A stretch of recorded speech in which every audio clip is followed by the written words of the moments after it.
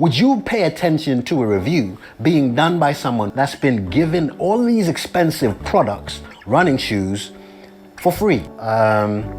Hello everybody, hope you're doing okay. Now I want to dive into this topic in a bit more detail, and spoiler alert, there'll be some spreadsheets coming along the way. Now I want to make this a bit of a two-pronged video. First of all, to debunk the myth that is there really any bias between reviews from people who get sent the shoes for review as opposed to people that buy them themselves. And also I want to do a bit of a review of the reviewers and see how the different styles of shoe review that they do. What are their likes and dislikes? Is there really any inherent bias that I can see there? It's also a good opportunity to have a look at a load of different 2024 shoes because there's an awful lot of them. Now for a hype inverted commas shoe here like the Pegasus 41 or the Adidas SL2 here, we get a variety of different review videos, sometimes where the shoe has been sent by the brand. This is a pair of shoes that Adidas sent to me for the purpose of review, so I did not have to pay for these shoes. However, nobody's paying me to make this video or to include their shoe in this video, and no one's gonna get a chance to preview any of my footage I thought before you guys get a chance to see this video on YouTube. We also get some rather long-winded disclaimers. This YouTube channel is totally independent.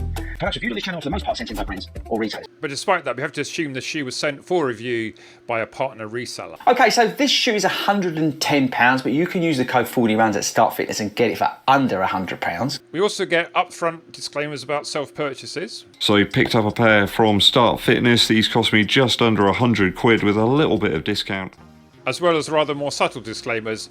But we also get reviewers assuring you that having bought the shoe themselves, there's an implication that you're going to get a totally impartial review. As always, I bought this shoe 100% with my money, so I can give you that completely impartial, 100% honest review. So the way this is going to work is I've identified 22 different ShoeTuber channels, including myself, that regularly review running shoes. And I've looked at each of their videos for 2024 shoes, or maybe some of the back end of 2023, and worked out for each shoe, they were either supplied the shoe by the brand themselves or by a reseller, or whether they bought the shoe themselves. And for each of those shoes, I've worked out whether I think they like the shoe, whether they dislike the shoe, or were somewhat neutral about it. Now that is very analogous to buy, try, Y for the TheGingerRunner, or the traffic light system of green, amber, red that Believeintherun do. So basically, a like a shoe is pretty much as it says, that they enjoyed running in it. They recommend that it's generally to people to buy, and they're going to continue running it if they can. If it's obviously a dislike shoe, it's basically the opposite. They didn't really enjoy running in it. They're not really going to recommend it to anybody else, and they're probably not going to run in it anymore either. Neutral is somewhere in between. You get terms like this is a solid shoe, this isn't bad, but I can think of maybe one or two other ones in the same sort of class and price bracket that I prefer more, but I'll continue running in it, and we'll see how it goes, that sort of thing. Okay, so let's look at some summary statistics. So I looked at 530 different videos from 22 ShoeTubers, as I said, and I worked out that of those 530, 316 were likes, so 60%, 165 were neutral, 31%, and dislike 9%. Now I think if you look at these numbers here, they neatly are sort of summarized into 6 out of 10 were likes, 3 out of 10 were neutral, and 1 out of 10 were dislikes. Now hold those figures in your mind, and I'll bring in a further breakdown according to whether the shoe was supplied for review or whether it was bought by the reviewer. So here we go, but here's a further breakdown according to whether the shoe was supplied. So of the shoes that were supplied for review by the brand or a reseller, I've done the same stats. 272 of those, or the 462, were likes, 147 neutral, 43 dislikes. But notice these percentages are almost identical. But then also notice that most of the shoes in these reviews were actually supplied for review. But if you just look at the shoes that were actually bought by the individual ShoeTubers, then the actual percentages are pretty much the same. I think noticeably the dislike figure doesn't change at all between whether the shoe was bought by the person or supplied, and just a very small change in the percentages here. But they do follow this 60-30-10 pattern, or 6-3-1, as I said earlier. So I think it's sort of reasonably conclusive evidence just on this alone, that, and as an overall sort of takeaway, there isn't actually really this bias that perhaps some people think. And okay, admittedly the bought number was less, but I think that just reflects the fact to actually review shoes on a sort of a large scale, it's increasingly impossible to actually just buy them yourself. Okay, let's start by having a look at this overall spreadsheet, just sort of show you what I've done here. So all the different ShoeTubers across the top here, these are all the different shoes from this year, and incredibly I counted a total of 128 different shoes this year alone, and we're only sort of basically halfway through the year, and that was from a total of 40 different brands, some of which you probably haven't even heard of, but yeah. So let's do some very quick summary stats. The most reviewed shoes at 16 reviews were the Endorphin Speed 4, the Rebel V4, the Nova Blast 4, which interestingly I've all got, and the next ones came at 15 reviews were the Max 6, the Alphafly 3, the Pegasus 41, and the Endorphin Pro 4. Now, interestingly, I've got all of them bar the Pro 4, so it does rather suggest that I only review hype shoes, doesn't it? I've also done a little score based on giving a like 2 points, a neutral 1 point, and a dislike 0. So what I thought if I do here, if I filter on all the ones that have had a decent number of reviews, let's say 8 or more, and then let's have a look at these scores. So the most popular shoe, which has had more than 8 or more reviews, is the SL2 with 100% like rate, 11 reviews, 11 likes. The worst performing shoe is, well, very close between the On the Cloud Monster at 56% and the true shoe that all YouTubers seem to love to hate, which is the Pegasus 41 at 57%. I actually quite like that one. It was interesting, this one actually, look, 15 reviews, 4 were likes, 9 neutral and 2 dislikes, and that's probably the one that, you know, has the most variety of opinion. Having said that, the one with the most number of dislikes is a tie between the Triumph 22. Now, it was interesting because I decided not to include it, but RunNing had a bit of a issue with Jason Jogs over his review of the Triumph 22. Basically, Jason didn't like it and Aubrey did, and this kind of illustrates that perhaps Jason was more correct. So out of the 10 reviews, 5 were likes, 2 neutrals, 3 dislikes, so that only got a 60% score. And the next most disliked shoe was interesting, Neo Vista, which had 11 reviews, 8 likes and 3 dislikes, nothing in the middle. So that seems like a classic Marmite shoe where you either like it or you don't. Another one here that's got quite a mixture of opinions is Skyward X, 5 likes, 5 neutral, only 1 dislike. So you can see here there's not too many dislikes of a shoe, and even the Pegasus 41, which some ShoeTubers, you kind of feel that they almost like get it to like slag it off. Maybe just doing one run reviews and then, or doing a review and then putting out another review saying these are the shoes you should get instead of it are a bit odd. But having said that, there's only 2 people that actually fundamentally dislike the shoe according to my analysis. So yeah, that perhaps goes to show you that it's perhaps better than some people seem to make out.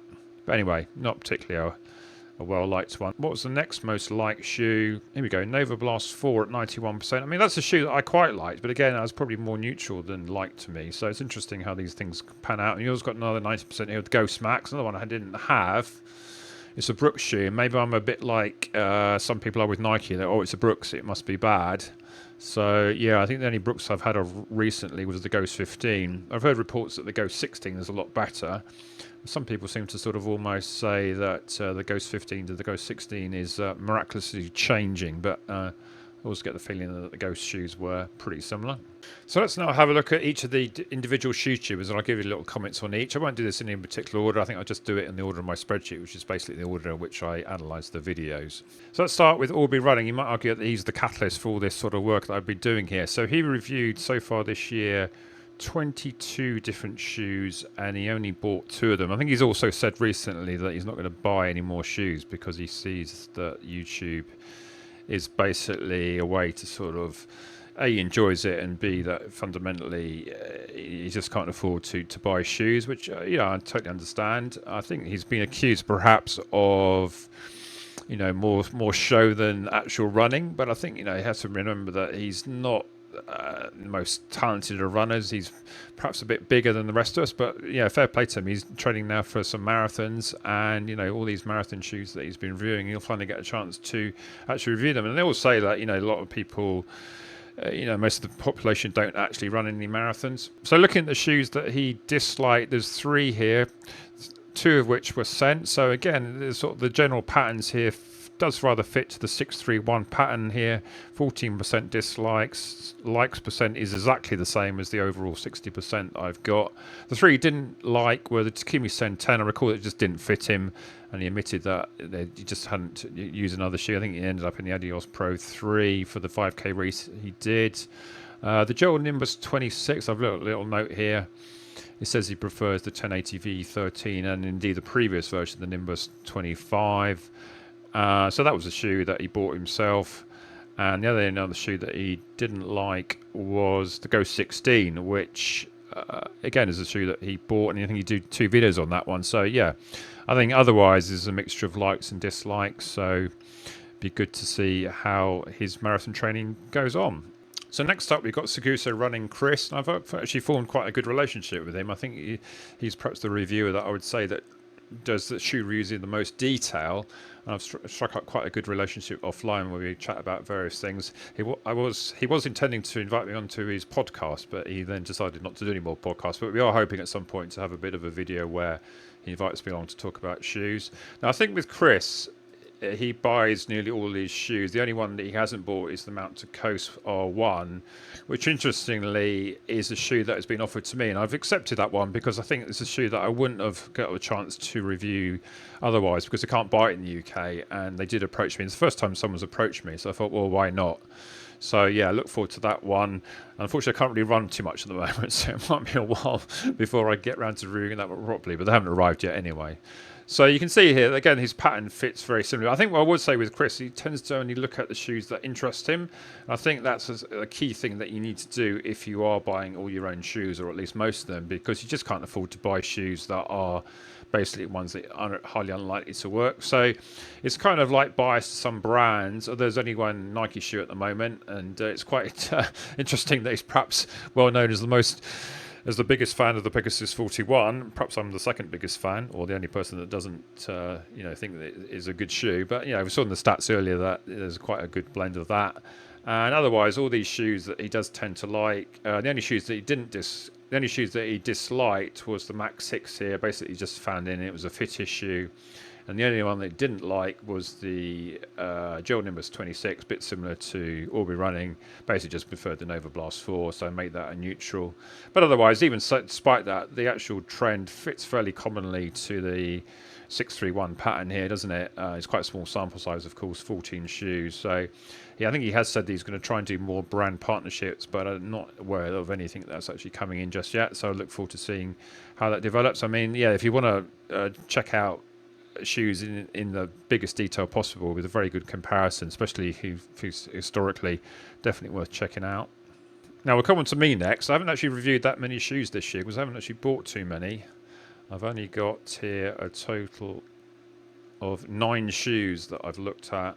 Now, you might argue I've got a bit of a Nike bias because I think basically historically Nike shoes are the ones that fit me. I think all their performance shoes like Spikes over the years, I've always worn them, and also the road racing flats like the Nike Streaks and stuff like that. So, and of late the Vaporfly has been my favourite shoe. But interestingly and ironically, the only shoe that I've actually got a dislike of my own sort of self-analysis is the Alphafly 3. Basically, I think, as I said in the heads up, that I wore that shoe for a week to do the review. I did almost 50 miles in it and I haven't worn it since. So that kind of shows me that I'm not actually desperately to get back into it. And I haven't got a vast amount of 2024 shoes to try out. And I just think whenever I do a session, I'm always reaching for a Vaporfly, or even someone I did a few videos where I was testing out in the Endorphin Speeds for sessions.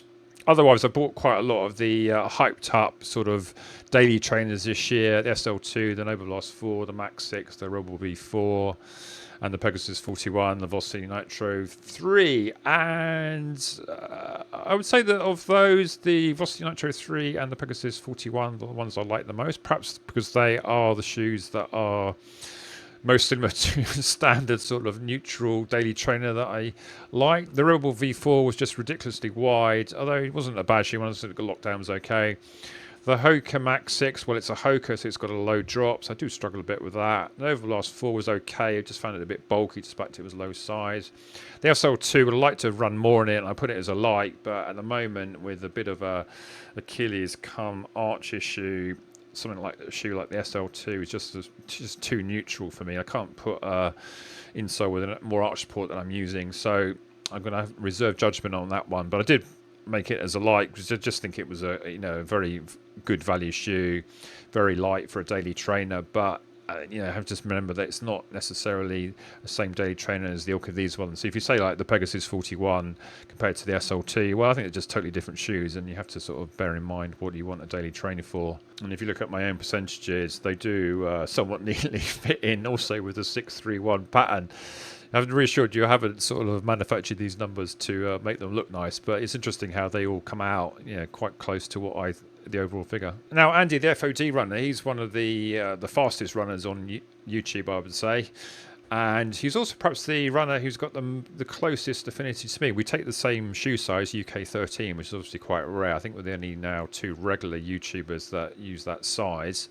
But it's interesting, I think, that his taste in shoes are actually quite different to mine. I think Max 6 of the ones here was perhaps his favourite shoe of late, and the Max 6 is perhaps one of the ones that I struggle with the most. And the Alphafly 3 he really likes and I don't like. And he liked the Triumph 22. When I heard the reviews of that one, I thought, well, that's not really one for me.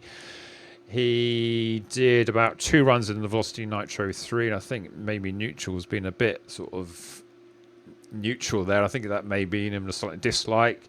The Pegasus 41 he disliked after just 1 run in it, which is kind of, I was a bit disappointed in the fact he only did a 1-run review of it. I'm not quite sure what he was expecting. And then, if you say the Velocity Nitro 3 was a good shoe, I think he said, and the Pegasus 41 was a bad shoe, I'm not quite sure what the real difference is when they felt to me quite a similar type of shoe. But again, that's all a case of like, you look at these things and think, well, sometimes you agree with people and sometimes you don't.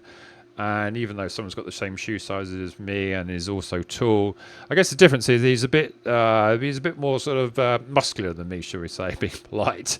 So maybe that sort of reflects in the shoes that he likes. He gets most of the shoes sent to him now, but again, you look at the percentages there, they do rather accord with the ones that I said. Perhaps there's a slight irony that the only shoe that he disliked out of these is the one he bought himself, but I think, that was... We're sort of saying that not many reviewers actually totally dislike a shoe. It's only like 10%. So I think we're giving credit there. And I'd probably argue that he didn't actually like the Velocity Nitro 3, because in fact he didn't really want to run in it too often. If we move along to FordyRuns, Chris Ford. Now he's reviewed quite a lot of shoes, but probably not quite as many as he has done in the past. 33 shoes. As far as I could tell, he was supplied all the shoes apart from the 2 Nike ones. And it does slightly irritate me that he seems to have this sort of like, almost like a dig at Nike sometimes. I think there's an element there that, is he really digging at that because he doesn't get sent the shoes for a review? Or does he generally not dislike them? And I was slightly puzzled by giving quite a positive review on the Pegasus 41 and then doing another review a bit later where he basically said these are all the shoes you should get instead of it. And I think well, he didn't really explain exactly why that was, But anyway, I think other than that, I think he's perhaps one of the most forthright persons on YouTube, and he keeps saying that he'll say what he likes. And as you can see here, he had quite a lot of shoes that he disliked that were sent to him. The Adistar Beyond here, the Lululemon Beyond Phil, maybe that's irony that they both got Beyond in them, the Reebok one here, and the Under Armour, perhaps a bit sort of like shoes that aren't really off the mainstream, and perhaps they're not the main brands, so perhaps not surprising that those shoes don't come in quite as good as the other ones. But yeah, I always enjoy watching his reviews. It's always good to see the opinion of somebody who's perhaps not the most sort of serious runner, should we say. He doesn't take offense from that. Someone who just enjoys his running, not taking it too seriously. But it's always, he gets a wide range of shoes, so it's always interesting to see what he says. And I think he's increasingly knowledgeable about the shoes. And as again, it's sometimes you agree with them, sometimes you don't. You just have to take these things and interpret them how you want to interpret them. Now, Jason Jogs here, I've included him because he was the subject of the ire of Orby Running over his Triumph 22 review, which I thought, I watched that review and I thought it was a fair review. I mean, basically, he bought the shoe himself and didn't like it. So what else was he supposed to say? So I found that a bit puzzling. It's interesting that it was the only shoe that he didn't, it was the only shoe that he actually disliked out of the 12 shoes that he's reviewed so far. And again, his sort of figures fit exactly with the 631 pattern I've said. He liked 58% of the shoes, were neutral on the third, and disliked that one. So, yeah, his sort of like scope of shoes is quite similar to the expected norms that I was saying. And he even had a neutral on the Go 16, which Aubrey didn't like at all, which you might argue the Go 16 was perhaps better suited for someone who's not exactly the lightest of runners, shall I say. But yeah, it's interesting to see another review, and I think, if nothing else, that actually alerted me to another review that I hadn't seen before. So yeah, that's interesting. So definitely go and check him out. So next we come to Believeintherun, which are basically one of the few channels now which are basically sort of full-time professional companies, I would say. I mean, there's quite a few of them do it full-time.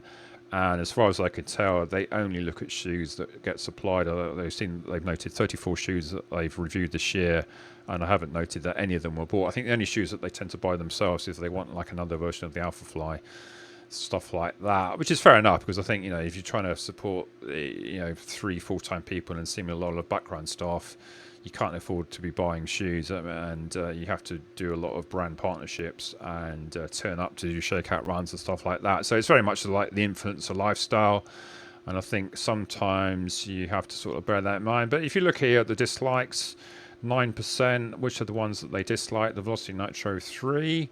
What have I said here? Someone said, I think this might be a comment of one of the shoes. If you have all the running shoes that is on the market for free, at some point you don't want to running boring daily trainer, and forgetting those boring daily trainers have most usage for us common folk. So yeah, maybe there's an element of that.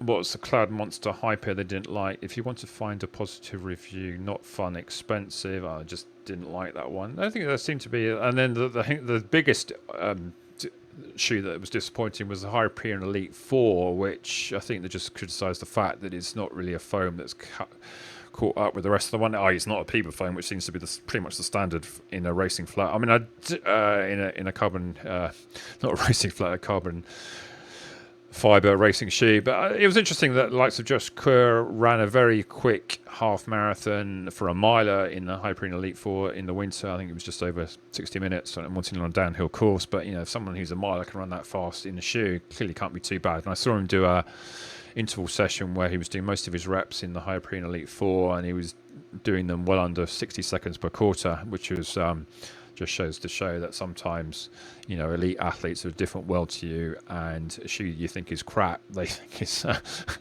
2 times that you could just dream of in your head. So there's that a minute to it as well.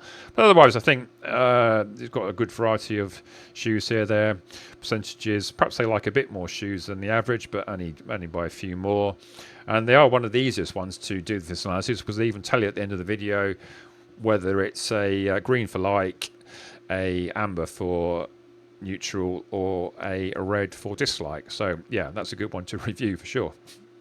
Come on now to EDDBUD. Now he's perhaps one of the reviewers I enjoy the most. I think I have a good personal relationship with him. We follow each other on Facebook, occasionally sort of swap messages, and he often gives me shouts out, which is nice. So he's perhaps the most interesting of shoe reviewers. I think he would say he's got the most sort of blend between shoes he buys himself and shoes that he gets sent for a review. So if you look here, he's got 16 shoes that were supplied by either the brand or a reseller, and 9 he bought himself. Now that's interesting, because he's got over 50,000 subs, and he buys a lot more shoes than, say, some channels that have got far fewer subscribers. So I think that's quite an interesting model, that he obviously likes to get shoes, that the viewers think, that he thinks the viewers will be of interest. He doesn't just sort of wait for shoes to come along. So it's interesting here that, Nike ones, which do seem to be the brand, interestingly, that has the least amount of shoes sent out in the UK. I mean, notice here the Alpha 3, the Pegasus Trail 5, and the Pegasus 41 were all shoes that he bought himself. Whereas, and also the Adidas ones as well, he bought all those 3 himself. So those particular brands obviously aren't ones that he's sort of working closely with. He seems to get all the Asics shoes sent to him, and all the Saucony ones, and all the Puma ones. But yeah, I mean, again, his ratios are pretty much fitting the norms. Perhaps he is a bit more sort of on the fence. I mean, it was interesting with Ed, because he has his scores. So I've tried to align his analysis of his likes, dislikes, neutral with his scores. So the ones he disliked, I tried to make sure that they had the lowest scores. The one he disliked the most was the Supernova Rise, which again shows how polarizing it is, because SagasuRunning said that was one of the shoes he enjoyed the most. And interestingly, when we talk about the Triumph 22, the second most disliked shoe was the Triumph 22, which is the one that Aubrey took issue with. And I think it's interesting that when I looked at that, I think, well, why didn't Aubrey take a pick at some of these other more established ShoeTubers? Say, why pick on somebody that no one had really heard of? So, yeah, it's interesting. But then if you go up to 9.8, I just put that under the neutral. I think just sort of the vibe of the video, just put that into the category there. But you see, like the Rebel V4 that I struggle a bit on the width, it's only like the back end of a neutral. And then we come into the likes. What's the shoe that he liked the most? Well, the SL2 got a very good score there at the top, 11.5. But I think the shoe that he actually enjoyed the very most was the Metaspeed Sky Paris, 11.8. Now I think that's a shoe that has got a perfectly valid reason, because he's actually raced in that and set PB. So that's the ultimate validation of a shoe that you like the most. I think the next liked shoe was actually 11.8 as well, but he subsequently re-reviewed that and dropped it to 11.3. So it's interesting how the review can change slightly from having sort of done a first review to a bit later. So it just sometimes goes to show that even the most experienced ShoeTubers don't necessarily get it absolutely right on the first time. But it's interesting that they come back to it, and it's good that they do, because, you know, shoes often do change a bit over time. And there's always a bit of a race with these things. You know, people say, oh, you've just done a review after 1 or 2 runs. And sometimes I feel that, you know, I can do that if I think it's valuable. Other times, like the Nova Last 4, I took quite a few runs to review that one, because I just couldn't make my mind up about what it was, and just had to keep running in it and to see. So, but I think there's also an element that if you waited to review a shoe until you've done 50, 100 miles, you'd have all these other reviews. And it's a bit of a game, this stuff. And a lot of these people now are doing it on a either professional or semi-professional basis. And you've got to really put these reviews out when people want to watch them. And despite the fact that some people like to say that they, you know, want to see like long-term reviews, when I've actually done long-term reviews, the reviews haven't been that great, to be honest. And I think there's an element that the people watch ShoeTube.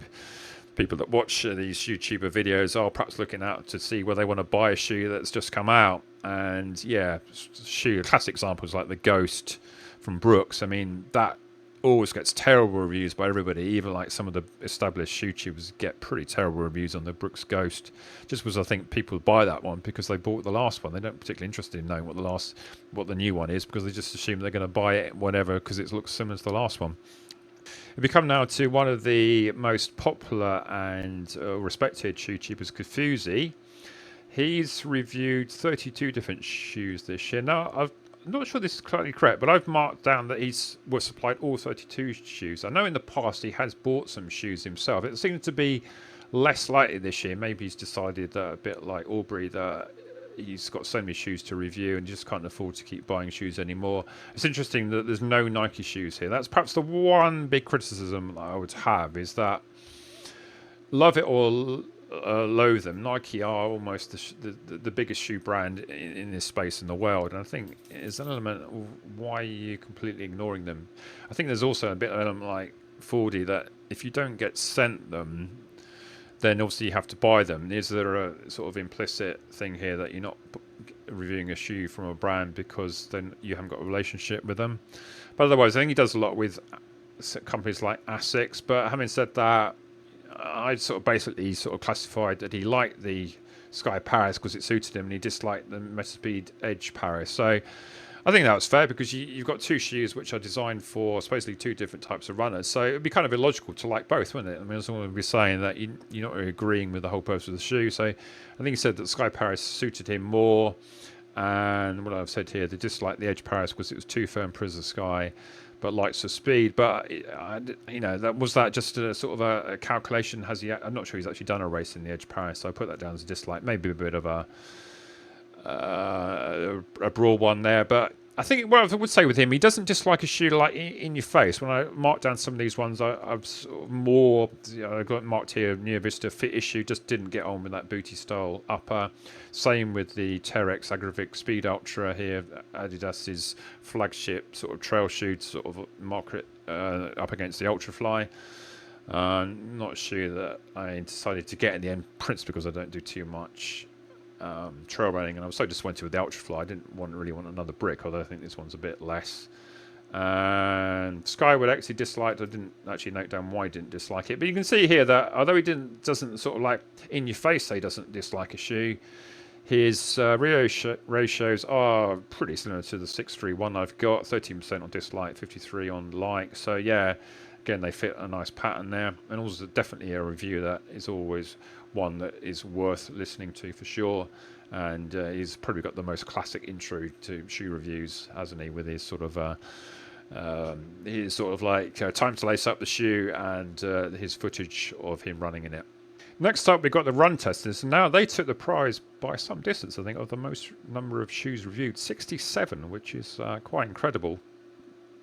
Although that's probably only just on over half of the number of shoes which are out in the market. I think they do review a lot of shoes which I basically have not ever heard of, and perhaps only looked at those review videos because I was doing this analysis. Some shoes that I think were niche at best. But again, they don't go in your face about disliking a shoe, but I actually noted that in my analysis they disliked 11 of the shoes that they reviewed. It's always a bit objective with them, and I think it's interesting when you look at their videos where they talk about the shoes they like the most, and you sometimes wonder with it, it's like, you know, if you like the Alphafly 1, you almost sort of like question why you're a shoe reviewer, because you like a shoe that was like 4 years old. So all these racers that have come after it, and you're still liking a shoe that was 4 years old. It's a bit like me, I suppose, with the Vaporfly. I keep living in hope that I'll find the shoe that I like more, and I haven't. So you might argue why I keep reviewing shoes when I don't like, I don't seem to like them as much as a shoe that I've had for 5 years. But yeah, I suppose that's all part of the course, and perhaps goes to show some shoes were such better than others, and yeah, just that's the way it is. So what have we got? Lululemon gets a bit of a dislike. I think that's a bit of a shoe that they're a bit of a first attempt, not really a company that you would associate with running shoes, is it? The Infinity RN4 Gore-Tex gets a dislike. That was perhaps the heaviest shoe out, one I didn't even bother getting.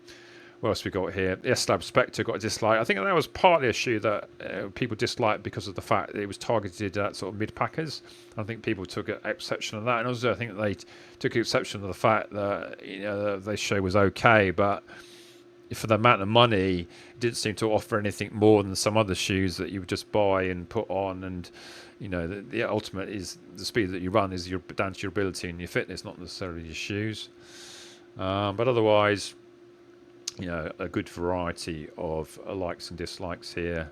And in fact, their like percentage is actually less than half. So this is the journalist, I think, that Fordy keeps going on about. But you know, you would argue that they actually like less shoes than the actual overall norm. So in some ways, when you look at their reviews, when you actually read between the lines of their reviews, you actually get more out of shoes that you don't want to buy than you do. And you think, well, sometimes you think, well, you got a company here, well, I say a company, a group of people that are quite now influential within the space, and it's not like a shoe company will, once the shoe company can't afford not to give them the review, because they're just going to say, oh, so and so company has refused to work with us. And I think now a bit like DC Rainmaker in the tech space, it's almost like the reviewer becomes not as more important than the shoe company, but hugely influential, and they can just basically say whether they like a shoe or not without having to really worry about whether that's actually going to upset people, because you know, they are the definitive people to review shoes now in the UK, and if you don't want to work with them, then by implication you're probably going to think that shoe's not any good. Now, RunLikeHeller, Emily Heller, she's the only female sort of headline channel here. There are some females in Doctors of Running or one, and there's a few that turn up now and again in the RunTesters, but she's the only female that runs her own channel, which I think is slightly disappointing. I think there's an opportunity there for other YouTubers or prospective YouTubers to fill a niche. I'm sure there'll be huge demand to know how shoes are for women, because I think, the problem with us blokes is that it's hard enough for us to tell you how a shoe would be for a bloke who's not your exact gait, as well as telling you how a shoe might be for a woman. Although I do sort of generally find that most shoes do strike a chord across the genders. Sometimes you get a female Pacific version and sometimes you don't, but it's also interesting to hear Emily's views. Now, she works closely with Running Warehouse, so she gets all her shoes supplied. I think sometimes they're either sent by Running Warehouse directly, or they seem to come from the brands sort of via Running Warehouse. But I mean, she's quite open about that, and you can see for the percentages here, she actually dislikes more shoes than most here. She's got 5 dislikes. What did she dislike? Dislikes the Sky Paris. I think it's kind of similar that she prefers the Edge Paris, just suits her. So a bit sort of the opposite of kofuzi. The Neo Vista, I think that just basically she just didn't like that upper. It was actually rubbing on her. So how can you even not do anything other than dislike a shoe that basically is giving you issues? So that's honest. A couple of on shoes there not getting much love, but having said that, the Color Clips did. So it just goes to show that even amongst the same brand, it's not a universal dislike of a brand. It's one or the other. She had a bit neutral on the Alpha Fly. There's some people perhaps are more liking that more often. What's the other one here? The S-Lab Spectre. I think she also sort of cited the S-Lab Spectre for being a shoe that she didn't really like the way it was being marketed to the mid-packers. Although I think she'd be the first to admit that that's a shoe that was essentially targeted directly at her. So it's interesting that she didn't actually like it, and she's obviously got more shoes to try that she does. Likes the Endorphin Speed 4, but it was only neutral on the Pro 4. That's interesting, because I always thought those two shoes you kind of either like or you don't in unison. What the shoes she did like. Super Plus 2 has only just come out. It hasn't actually come out on retail here in the UK yet. I'm not sure that it has anyone in the world, but not surprisingly, I think that's a shoe that's getting likes universally. I think there wasn't enough reviews yet when I talked about what was the most liked shoe, but I think that's got a universal like from about the 5 reviews that I've seen from it before. Just a pity that they don't do a UK 13 in it. So I've kind of sort of step back from Asics. I've looked at the Nova Blast 4 because I've had the previous 3, but I'm not really interested in any of these other ones, really, to be honest. And she's also looked at the Mountain Coast. I actually quite liked it in the R1, interestingly, so that's promising when I get to try that one. So next up is Matt Bertram. It's Matt B, I think he's called his channel. So it's interesting here that he's one of the few, as well as BenParkes, that didn't dislike any shoe.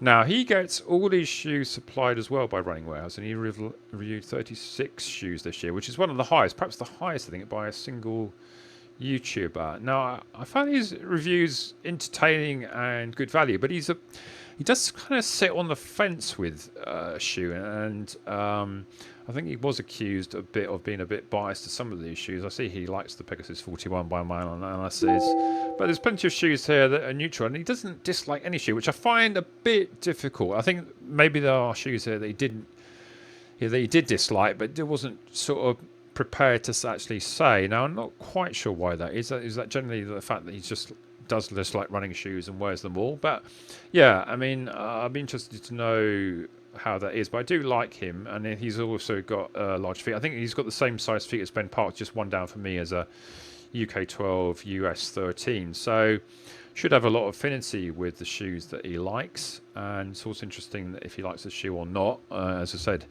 it's doesn't dislike a shoe. It's either he likes the shoe or he quite likes the shoe. So yeah, interesting.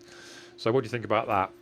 Now, moving on to BenParkes. Now, I think he's always the classic model here for people that are buying shoes, and I would say of all these people that I looked at, he gets the most views on his shoe reviews. I mean, I think his Pegasus 41 review was up to about 80k views, which I think is far more than some of these more established channels, although you might argue that Ben's shoe reviews are far more selective. So if he does review a shoe, then it tends to be the ones that you're most likely to know about. And I think by and large, I've got about half of the shoes that he's also got: the SL2, the Nova Blast 4, the Max 6, the Royal Boy 4, the Alpha Fly 3, and the Pegasus 41. So it's only the Zagama 2. I got the Zagama first one, thought that was pretty awful, to say the least. So I decided I just didn't want to review that. But I remember he quite liked the Zagama.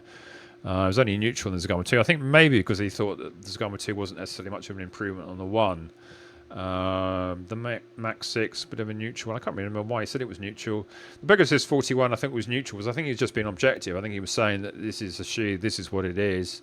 A lot of people like it. It's not the most exciting shoe, which is pretty much my sort of general opinion of it. I mean, of late, I've mostly reached for the Pegasus 41 because it's the only shoe that I've got in current rotation that I can put my sort of arch support insoles in, and I sort of do have a tendency to run at night or very close to dusk, should we say, just about in the light, and with a bright Volt shoe it's easy to be seen. I just like that colorway, so I think that's another attraction to it. I just didn't actually like the Hyperion Elite 4, which Believeintherun thought was perhaps the worst shoe ever, so it's interesting how these things vary. He did actually agree with everyone else on the SL2. Quite a fan of the No Blast. So I think his biggest fan favourite for him was the Super Blast. So I didn't include that in this analysis because I thought that was a shoe that came out last year, although it's obviously a shoe that's still been in circulation. Although with the Super Blast 2 out now, it's perhaps going to be a shoe that is less seen. Although, having said that, it was very hard to get, wasn't it? And even for the people that can actually they took your size in it. So a bit of an odd one for Asics. It was such a popular shoe, but they didn't seem to make too many of it. So I'm not quite sure what they were thinking there. And yet, you always seem to be able to get a No Blast 4. So sometimes you never quite understand brands' logic. I noticed that Saucony brought out a very limited edition of the Elite 2. I think that was basically to get it legal for the Olympics. So because the Olympics have slightly different rules from the rest of it. You can't have development shoes that have to be on general sale. I think general sale means that you've sold it in any sort of capacity to the general public. The fact you only sort of maybe issue about 3 shoes per size and it sells out within a few hours still counts as far as I can tell. Anyway, I digress a bit. I think interesting, the Hyperion Elite... Not the Hyperion. Interesting, the Endorphin Elite 1 was a shoe that just Ben didn't like at all. So, yeah, I mean, interesting to see whether he picks up the 2 or not. Anyway, but yeah, I mean, I think it's a good example of a ShoeTuber that is selective in the shoes that he gets, and such a popular channel. And it's almost like the inverse of the influencer. He buys a shoe for review, and people want to know what he says about it. And perhaps he's the only person that has actually successfully managed to go down that model. I think everyone else has basically tried and failed. I mean, I could argue I sort of tried to buy a load of shoes, and I just don't think I'm really good enough at YouTube to sort of be good at it, and I just enjoy it as a hobby. But it's just sort of illustrative of the point that he gets 80k views on a shoe, and I maybe get on a shoe maybe 3k if I'm lucky. Although having said that, I'm over 100k now on my Pegasus Trail 4 Gore-Tex. I'm looking forward to the 5th version. I'm going to find a Ford and see if I can strike a Ford of that. Interesting, all my most viewed shoes are the Pegasus Trail 2. It was the Trail 2, then the 3, then the 4. And maybe just like the fact that I stand in the Ford and it's a shoe that people want to search for. So, but yeah, I just don't do shoe reviews just for hits, but it's interesting nonetheless because there's a lot of analysis of these things in your head about. Sometimes you do a shoe, sometimes you do a review, sometimes you do a video like the last one when I was sort of injured and I went out with a few friends and it didn't get many views. I like doing it, but you think, oh, what was the point? I only got like 500, 600 views. No one's interested. No one's interested in me. It gets a bit sort of depressing, but, I think, well, I'll do this as a bit of fun, and some people like to hear about what I'm up to. Can't always do reviews like this because they just take forever to research. I've been researching this now about 3 weeks. I'm just desperate to get it out and move on, really, and I'm just hoping someone will watch it. Not many more to go now. Doctors of Running. There's 3 doctors of physical education. No, doctors of physical therapy, aren't they? So they actually are real doctors, and they have 1 other female, which I think is also. So there's 4 of them. I'm not sure that I really like their style. I think you've got to be quite committed with them. They do lots of podcasts and they do very short review videos. I think also for this analysis, I had to go onto their website and look at their written reviews where they have a scoring system. I was then able to kind of infer what they do. I mean, they do review a lot of shoes here. I've got 30 No, that's the number of shoes that they liked. Total of 58 shoes. There's an awful lot of shoes reviewed, and they are good runners. I think two of the runners are very, very good runners, and the other one, you know, like 2:30 marathon runners, that sort of ilk, and the other one is, you know, not far for the sort of 3-hour standard. So all very good runners. But yeah, sometimes I just sort of think it's not really the channel I have most affinity with. But you know, sometimes I like looking at what they do. Don't think that they really engage too much in the comments of their videos, which is another thing that I sort of always try to do with mine. I always like to sort of have a good conversation in the comments, and you could argue that I have so less views than other people that I can do that, but I don't now like to even bother commenting on videos that you think that people aren't going to engage in. I always feel like you're just talking to yourself. Sometimes I do to make a point, but you know, otherwise I think I watched it and move on, really. I mean, I never dislike a video pressing the button. I think it's stupid. I know I get quite annoyed sometimes when I see like 1% of my views, 1% of my likes, dislikes were dislikes, and you think, well, why did some dislike it? Are they just being awkward, or did they just press the wrong button, or what? But yeah, as I said here, there's quite a lot of variety of shoes. Not many shoes that they disliked here out of 58, only 3, but it still very much fits into the 631 pattern, more or less, doesn't it? What are the shoes that they didn't like? I mean, some pretty obscure shoes here. The Anta G21 Pro 2. I mean, I never even heard of that. Ultra Escalante Racer 2. I think that's just a racing shoe that doesn't really hit the mark for them. What's the other one that they disliked? The Newton CF1. I mean, Newton's a shoe that used to have that strange sort of thing on the midfoot that kind of meant to throw you forward. I always felt that I sort of did that anyway. Maybe you could argue now that the Mizuno Wave Rebellion Pro 2 kind of does that for you. But Newton's a shoe that I've almost forgotten about. I haven't owned the shoes from them for years and years and years. Otherwise, it's a sort of good blend of shoes that they like and on YouTube. But I think from the videos, it's quite hard to tell whether they like them or not. So as I said, I had to go to their written reviews. That can be a bit frustrating, I think. Sometimes I just want to get a quick impression of a shoe. I'm not have to wade through an hour of a podcast or 5 minutes where they... Yeah, I don't necessarily tell you exactly what you want to know. No, Run ARE, I think that's for everybody or something like that. Is that... maybe I sort of jumbled out a bit. Include that one as a shoe that sort of came up on my sort of searches. One I haven't really sort of seen before. I think they're Australian based, but they seem to be aligned to a local shoe company, so they seem to get all their shoes supplied, or they haven't got a great amount of subscribers yet, so definitely worth checking out perhaps if you want to get a new one. There are quite a lot of dislikes there. Bit of a standard dislike of the Pegasus 41, so yeah, maybe that was a review where it's more reviewing about, oh, it's a dead foam, that sort of stuff. I was, you know, it's sort of, well, Pegasus I feel is a Pegasus, and if you want a shoe like the Pegasus, then you're going to like the Pegasus 41.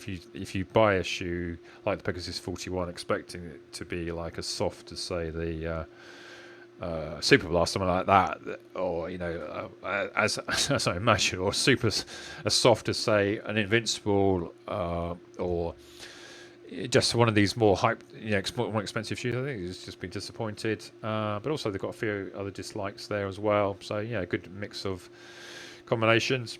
No, Yuan is a very interesting one. I think he is a ShoeTuber that last year was trying very much to go in on the analysis side. I think he did a lot of analysis of what your best bargains. He's sort of pivoted this year to using a Seth Moore tactic, or basically just blogging his entire run. He runs more miles now. I haven't included Seth in this because he's basically stopped reviewing shoes, but he runs more miles than everyone else as far as I can tell. He regularly runs 100 miles a week, but his videos now are basically like unedited monologues of his entire run. So he'll talk about the shoe that he's gotten for testing today and line up a few, just sort of like pointing the camera at the shoe with voice in the background. So it's almost like more of a long podcast. He does section the reviews. So what I found I had to do was to go back to the conclusions, but even conclusions aren't edited. And so it took me a little while to do this breakdown for him. But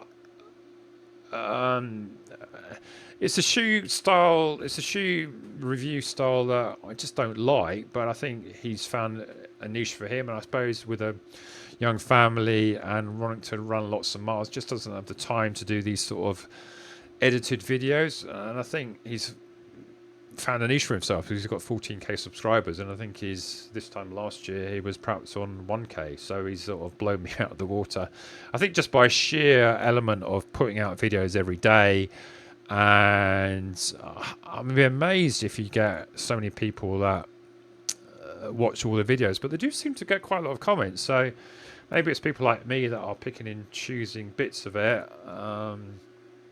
But yeah, I just find it quite hard work to actually watch it. Occasionally I'll just look at, you know, odd glimpse of it to see what he's saying at the end. And but yeah, I mean, it's definitely worth checking out if you want an informed view of how a shoe is after a 20-mile run, which, you know, have to be said is not that common amongst the rest of the ShoeTubers. But yeah, just a different style. Doesn't necessarily accord with me, but it seems to have got a good following. Now, Run for Adventure Lloyd is another interesting one because he's used to be the manager or owner of a running shoe shop, and he gave that up to be a full-time YouTuber. He's a bit more orientated towards the trail running space, but he also does quite a lot of road running shoe reviews. I think having been a shoe store manager, I think he must have had a lot of ties with all the brands. It's quite difficult with him because he doesn't really explicitly tell you whether he got the shoe or not and where it's come from. So I've had to sort of carefully watch these things, and I think I've said sometimes when he's had the shoe bought, because he's sort of said that, or I kind of assumed that was the case. So I've assumed the case that he bought the 2 Nike shoes, but so I wasn't quite sure what relationship he would have with Nike. So I assumed that. I mean, it was good with the Pegasus 41 that he was neutral on that. I thought gave it an objective review. He does do an awful lot of one-run videos where he says he's going to come back and do another one and rarely does. So, you know, well, the one criticism I would have that he gets a shoe in, quite a nice format where he sort of talks about the specs, take it out for a run, talks about how he gets on with it, but only very, very rarely comes back with a full review. Maybe you could argue that most of the time you get what information you need. And again, he's got quite a mix here of likes shoes, dislikes shoes. What are the 2 shoes he dislikes? Nike's Gazama 2, which I wouldn't disagree with that, not even had it, but if it's anything like the Zagama 1, which was pretty awful, then I'll certainly agree with that. And the Trailfly Speed here, which is just not a shoe that I would ever get. It's a trail shoe, which is, as it implies, is designed for faster running. I think he just said it didn't really sort of fit him very well. It was a bit of something and nothing. And so the sort of like sister of it, the Trailfly, he liked, but he disliked the Trailfly Speed. So that's interesting. How for the same brand, a shoe that's obviously kind of meant to be complementary, one you like and one you dislike. There's quite a lot of trail shoes here that you know, that it's interesting to hear of because I perhaps wouldn't have heard about them otherwise. Otherwise, he's got quite a lot of the sort of more hype shoes here, like the Max 6, the Cielo X1. Interesting, he likes them. He likes the 2 Brooks shoes. Though he did say that he prefers the Ride 17. I think it was the shoe that, I can forget who said it was the most boring shoe ever, but it said the Ride 17, but that served a purpose. So it just goes to show how different people's opinions are different. But yeah, he also does a lot of good race vlogs, and yeah, he's got a lot of subscribers now, so good luck to him because he's obviously now his full-time career. And yeah, I mean, I think it's a hard life. I mean, you know, having done this for a while, you sort of realise that how much effort you have to put in, just the amount of time I've done to this review. And if you've got a whole UTMB race vlog, you're trying to do like a sort of a pseudo film, that must take hours and hours and weeks to edit. Like my friend Stephen Cousins filmed my run. I mean, some of his videos he goes to epic proportions on, but yeah, it's just a different world really. So Alex Folletti is another interesting one. I would assume now he's a full-time reviewer and influencer. He's reviewed 37 shoes this year. He gets most of his shoes supplied, although I was a bit puzzled by he bought 2, which he says was the Leaning one here, which he said it was the most expensive shoe he'd ever bought, which I was a bit puzzled why he was reviewing a shoe for, I think it was about 250 euros or something like that. I was reviewing odd that he was reviewing a shoe that he bought that was so expensive that nobody else was probably even interested in. It was a bit odd. And he also said he bought the SL2, but it was odd because he did a review of it before it came out. So I was thinking, well, how have you bought a shoe that's not actually out yet? And then why would you buy a shoe like the SL2 when I think it's TheFODRunning that supply most of the shoes for him? Why would you not get the shoe from TheFODRunning? It seemed odd. And maybe it's because he was doing it with one of his friends. I'm not quite sure whether it's just him. He seems to have occasionally other people pop up on his channel. They're kind of associated with him, but I'm surely it's most of the time it just seems to be him going around the world. And he seems to be the most travelled YouTuber, even more so. I mean, he pops up in Australia, he's been in the UK, he's been covering meetings in Europe, he pops up in the States. He hasn't got a huge amount of subscribers, I would say, for the amount of ones that he does, but I think fair play, because obviously he's not a natural UK English speaker, but he obviously does all his videos in English, and I think sometimes that may slightly affect him. I think it's always difficult if it's not your mother nature to come out exactly how you want things to say. He's kind of moved away also from his very analytical approach. I think he used to sort of like be classic for getting the durometer out, and I haven't seen the durometer for an awful long time. I think the only person that gets out the durometer is EDDBUD. Now that sort of Seth has sort of stepped back from it, but it's a bit more sort of useful in a way. But yeah, sometimes you think some of the shoes that he dislikes aren't necessarily the ones that I agree with. I think he disliked for instance, the Puma Velocity Nitro 3. I think he said it was boring, which I suppose, to be fair, perhaps it is, but that's kind of what I wanted out of a daily trainer. Interesting, he hasn't reviewed the Pegasus 41 yet. Maybe he hasn't been sent it. So yeah, that's interesting. I like the Alpha 3 there I see there. But his ratio are perhaps a bit more neutral with shoes than the most, but it does generally fit in the pattern, very much on the 10% there of approximately of disliked shoes.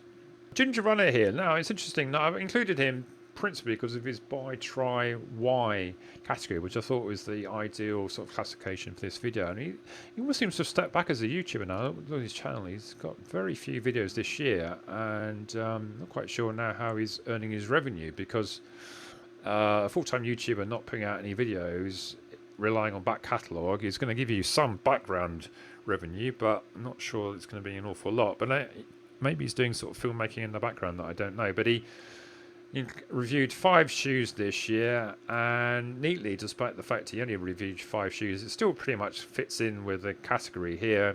They're all supplied by Running Warehouse, incidentally. The only shoe he didn't like, or dislike rather, was this yellow X1. I think that was mainly because the cost really outweighed the usefulness for him. Interestingly, like the Rebel V4 and the SC Elite V4, and a trail shoe there in the Essex line, which I didn't really know much about. But I mean, he is basically an ultra trail runner. That's what he's most interested in. So the Sportiva one came in there as neutral, not really a shoe that I've got absolutely any knowledge at all or would ever likely to get. So it's interesting sometimes when you have a shoe like that, you can watch a video of it and see if it's a shoe that you might want to pick up that you perhaps wouldn't otherwise have done. But yeah, it's interesting to see whether he'll come back to videos. Perhaps not, but yeah, definitely one of the original sort of running YouTubers for sure. Now, I've included the MidLifeRunner here because he's, I guess, a similar sort of stage in his life as me. Perhaps he's a bit younger. I'm 57. I think he might still be in his 40s. So you could argue, am I middle-aged, or am I getting to... I suppose I am still middle-aged. What's middle-aged? Is that 40s and 50s, would you say? I think when you get to 60, you feel old, although I'm only 2.5 years off. At the moment, I can't really run properly. I'm starting to feel that perhaps... yeah, I need to get myself sorted out and back on the running trail. So when I looked at this, it was interesting that he actually got a couple of shoes supplied. Not quite sure who from. I think he did say not necessarily from the brand, but There was one shoe I actually directly asked him in a video whether he liked it or not. So I put like a neutral, not quite sure yet for that one, because he got sent it, but not by the brand. But he hasn't said he hasn't really done enough in it yet. But he was kind of implying in the video that it was neither great nor neither rubbish. So by implication, it was neutral. Everything else he liked, but obviously when you've got this few shoes, then obviously if you've got any sense, you buy the shoes that you're most likely to like. So I think in that sense, perhaps he's better than choosing shoes that he likes than I am. And I think he did some intervals, like a test in the Alpha Fly 3. He seemed to like that one, so I put that down there. Even liked the Wave Rebellion Pro too, but I think he did sort of admit that that was one that you need to be a bit careful of. And the Edge Paris there as well. It's interesting that, you know, with the Metaspeed's Edge and Sky shoes, that there now seems to be quite a distinct line between the people that like the Edge and people like the Sky. So perhaps Asics have kind of worked that out. I get really confused by that, not least of the fact that they don't do my size, a bit like the Superlar, so I've not been able to try it, but the fact that you've got two shoes which look identical and only slightly different, and Sky always traditionally seems to be the one that gets most attention, but I think now, if anything, the Edge has been liked more than the Sky. Although someone like EDDBUD, I think, has only used the Sky, did PBs in it, hasn't even used the Edge, so by implication the Sky suits him, but what is it about that is actually the key marker? I was never quite sure there. Anyway, BenIsRunning, Ben Felton. Now, he's kind of stepped back from shoe reviews this year, and he's perhaps, if you were going to think, who's the classic person who only reviews shoes that you get supplied and only says nice things about it? Well, perhaps you could argue that's him. He didn't dislike any shoe, and I think there's been an accusation that he never dislikes a shoe and has openly said he won't say that he dislikes the shoe, but there might be an element that he actually reviews shoes that he actually sort of likes or is neutral with. There was one here that he actually got sent out to an Under Armour event in Europe, and basically I marked it down as neutral because he said it was a bit heavy and wasn't that excited about it. So even in that sense, you're kind of thinking that you are getting reasonably objective views here. And I think with him, because he's obviously a very good runner and does a fair amount of marathons, it's interesting to see what shoe he actually lines up in for an actual race, and it was the Metaspeed Sky Paris when he did the Copenhagen Marathon. He didn't run amazingly well, but he had been injured, so you could argue that that was the shoe he chose, but didn't necessarily work for him that well. I think he actually used the Adios Pro 3 when he did his PB in Boston, and you think, well, doing a PB in Boston suggests you could run a couple of minutes quicker elsewhere. So yeah, and he also, I think he used the original version of the Wave Rebellion Pro when he did a PB in one of the Japanese races, and he said he liked the Wave Rebellion Pro, but he did a caveat by saying that it was really a shoe for fast running, not necessarily a shoe for everybody. So I think he was more saying it's good for him, not necessarily one for everybody else. So I think in his classifications, I have tried to sort of say, is it a shoe that you like personally, not necessarily a shoe that they're trying to guess whether you like it for the masses. So I think that's probably, you could argue that if he was doing that review for the masses, he might even say that's a dislike because he didn't think it was actually suitable for everybody. So I think even though he doesn't dislike explicitly any shoe, and you know, is quite obviously reasonably objective with these reviews, I think yeah, I gained something out of them for sure. And the fact he's a very good runner, and actually you can take these shoes into races and stuff and sessions, and you can obviously see that they're actually working or not. So yeah, definitely one to work out, and I think he's almost at 100k subs now, so yeah, definitely one that I like watching, and perhaps sometimes a bit jealous of how well he's doing. I think he had a video recently, we got like 1 million views. I think it was like when he placed a elite in inverted commas female to a PB. I'd say elite in inverted commas because I don't think you'll see her in the Olympics or anywhere close, but you know, I think for a woman to go sub 16 is elite in the general scheme of things, but it's not elite in terms of getting selected for the Olympics. So you'd have to be running a minute faster, wouldn't you? So that's all the sometimes the elite, you know, need a bit of a caveat what that really means. And finally, RoadTrailRun, which is Sam Weinbaum in the main. He's got a few collection of other people. Now, I think been critical, perhaps the least polished shoe review videos of everybody, but perhaps by Sam being one of the most sort of knowledgeable. I mean, he's obviously and not being funny, he's obviously getting on a bit now. I think he's well into his 60s, so I think he had been a very good runner. I think he was on about 2:30, so definitely worth listening to what he's saying. Sometimes some of the reviews can be a bit frustrating to watch because, you know, they'll review a shoe outside in a gale and you can perhaps more hear wind noise and everything. I've kind of realised that audio quality is almost more important than the actual video sometimes. I think I'm waffling on here, but yeah, interesting to see what he says. Interesting that he didn't actually dislike any shoe. Now, all of his shoes and his sort of fellow workers get supplied, or at least I assume so. He never actually said that he ever bought a shoe himself in any of these videos, and he didn't dislike any of them. Does that imply that they only review shoes which aren't terrible, or that just the fact that, you know, he tries to be objective? So that's perhaps one of the ones that doesn't quite fit the thing. In fact, there's no dislikes, but otherwise the like percentage and the neutral are pretty much in line with what you would expect. As the name implies, reviews a few trail shoes that, again, I haven't really heard of. He does have a scoring system, which I had to sort of glean from their written reviews, which are quite comprehensive. It's interesting that people do written reviews. I think you might argue that actually spend more effort in the written reviews than the videos. The videos almost seem to be a bit of an afterthought, and I never quite sort of... sometimes I never quite get the feeling on whether he actually likes the shoe or not. Sometimes he sort of opens with, "This is really good," and sometimes I watch the whole video and I'm still not quite sure. But yeah, it's certainly another one that's worth looking at, and just by the sort of range of shoes that they get, and they often get shoes before everyone else. So again, there's an element here of timing your moment. But again, they did like the SL2. Even like the Hyperion Elite 4, so again, it just shows to show that everyone's a bit different. They did like both the Edge and the Sky, but didn't actually get a score for the Sky. 9.7 there. Let's have a look at those scores. I think they're all sort of 9 something. So again, that's why I didn't really find any ones that were sort of obvious disliked. Although having said that, they have reviews by more than one person, a bit like the RunTesters or DoctorsofRunning or Believeintherun. So I think by and large, I've sort of taken an overall approach. So I finally got to the end of those 22 different ShoeTubers there and commentary on each one. I hope you found that interesting. I hope you found the whole topic interesting. I'm sure hopefully there'll be a bit of opportunity for some good comments in the comment section for us to further discuss the different ShoeTubers and the different shoes, and whether you agree with their findings in general on this thing about whether you think there's any bias to people having bought the shoe themselves or being sent for review. And yeah, Daisy's joined us as well for her commentary on the situation. Hello, Daisy.